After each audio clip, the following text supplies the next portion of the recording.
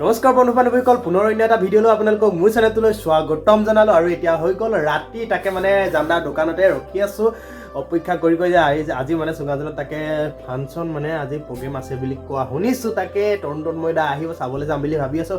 দুজন মানে মোক নিবলৈ আহোঁতে দিনৰ 12টাতে ওলালে বোলে, এইফালে ৰাতি 12টা হ'বলৈ হৈ আছে। তাকে ৰাতি 12টা হোৱা নাই, হ'ব আৰু এইফালে আমাৰ এইফালে জানদা ৰখি আছে।